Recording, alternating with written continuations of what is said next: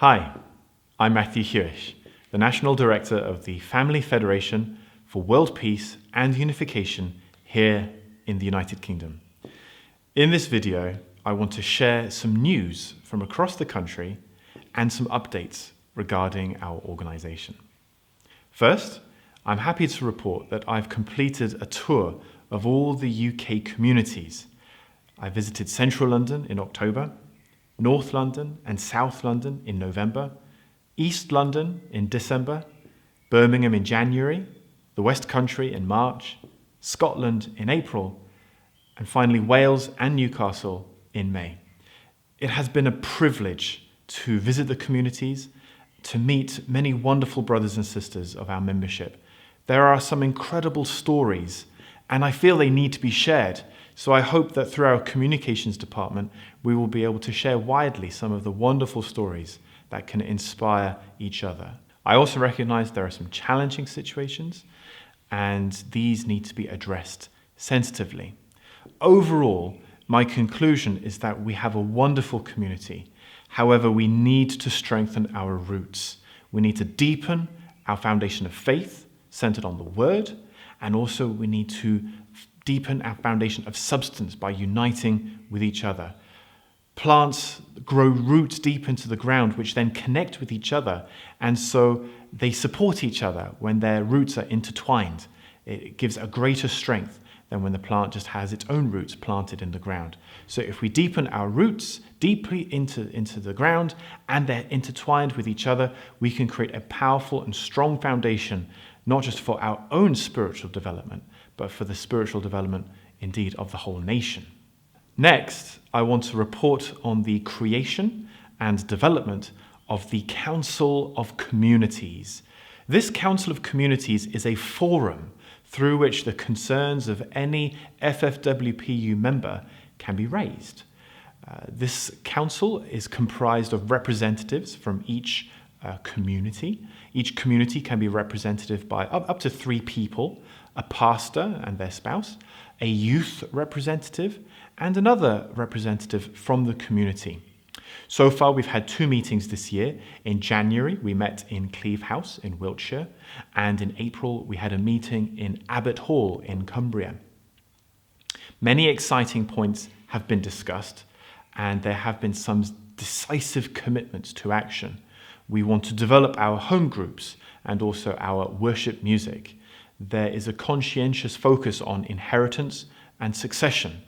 We have a desire to create a blessing festival to share the marriage blessing with as many people as possible.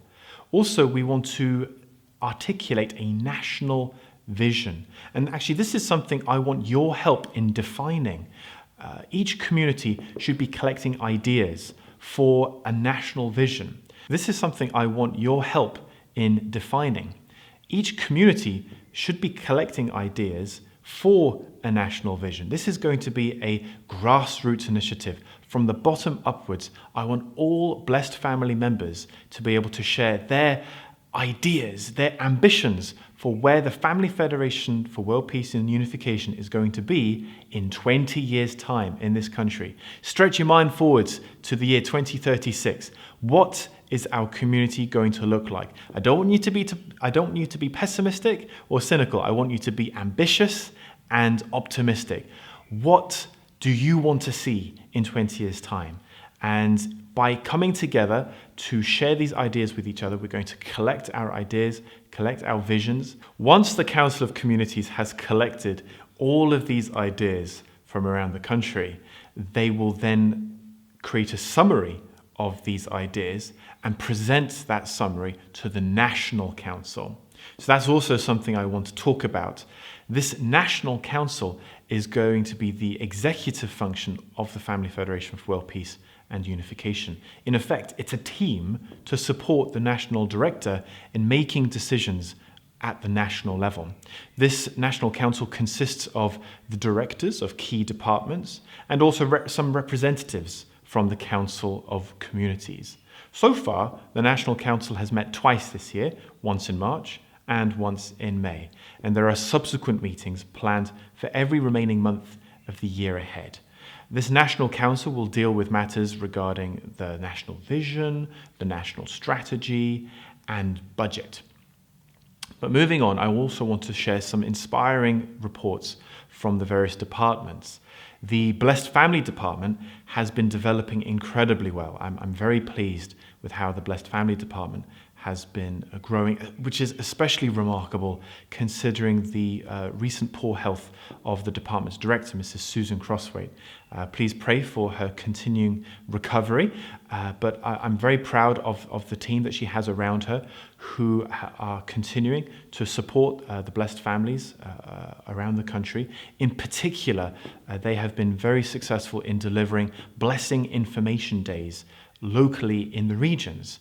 These blessing information days give an opportunity for parents and also young adults to learn more about the marriage blessing so that they can prepare themselves for the matching and the blessing, to understand its meaning and significance and what they can do in order to receive this blessing in their families.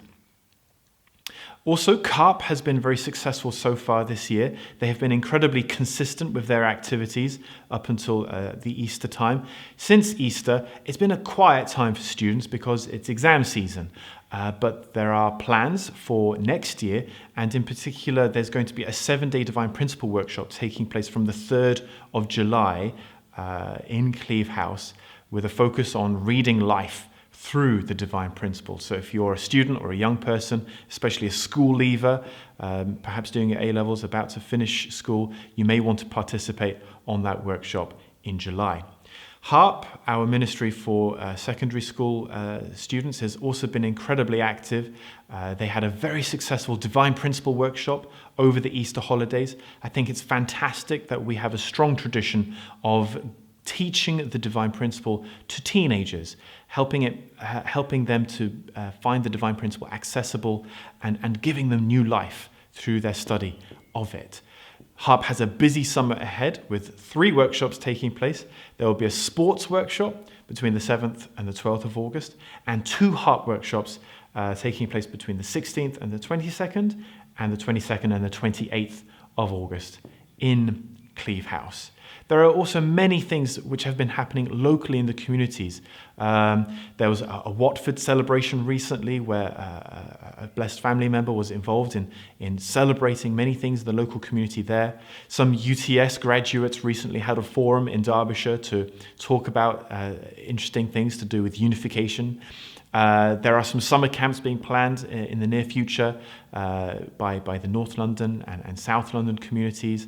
And also there's an exciting plan for the annual Gathering Festival taking place later this year with the possibility of a very special guest.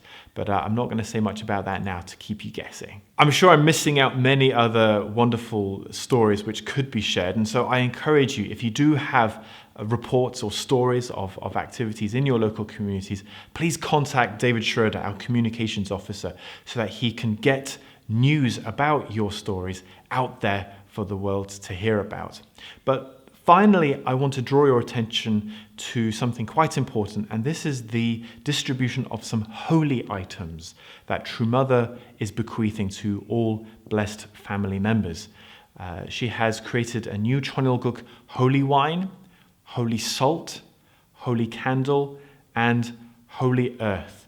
Recently, our continental director, Mr. Jack Corley, was in Korea for a commemoration event to commemorate the anniversary of True Parents' Blessing. And at that time, True Mother bequeathed to him and all the continental directors a box containing these holy items.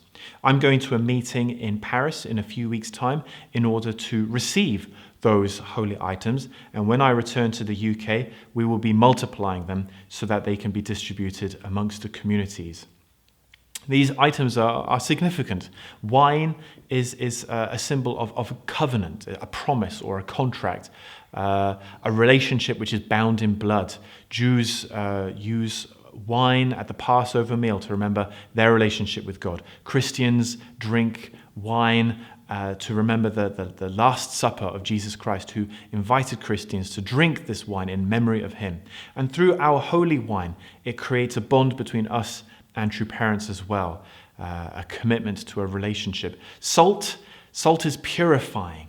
It makes something holy so that it belongs to God's side and cuts off from Satan's side. A candle creates a spirit of authority. It can be used at any time for devotion to help us feel God's presence. Earth is what connects us together physically, and we all have a physical body, and so earth is something that we all share in common. These elements, these physical earthly elements, are in our bodies. But what's significant about this holy earth is that it contains soil from the Bonhyang Won, the burial ground of True Father. So this holy earth connects us also with the physical elements of True Father. So these holy items, they are attached with grace. There is a sense of forgiveness through receiving these holy items. There is a sense of renewal. True Mother really wants us to have this feeling of renewal by receiving these holy items. And so in order to help ourselves prepare to receive these holy items, we need to renew ourselves internally. We need to offer special conditions, an internal resolution, a financial donation, some vows, and also a commitment to receive some education. But the idea here is that we receive some grace. It's something which is quite precious, which gives us an opportunity to renew ourselves in establishing Cheonilguk and becoming Cheonilguk citizens. So whether or not you feel like you need that renewal, this is an opportunity for us to be renewed. And I invite you to receive these items as a gift and as an opportunity to reflect on ourselves, to reflect on our community, and to make an effort to resurrect ourselves and to be citizens of Cheonilguk here in the UK. So this has been a report of news and updates up until the end of May. Next month, a video will go out with news from around the country from the month of June.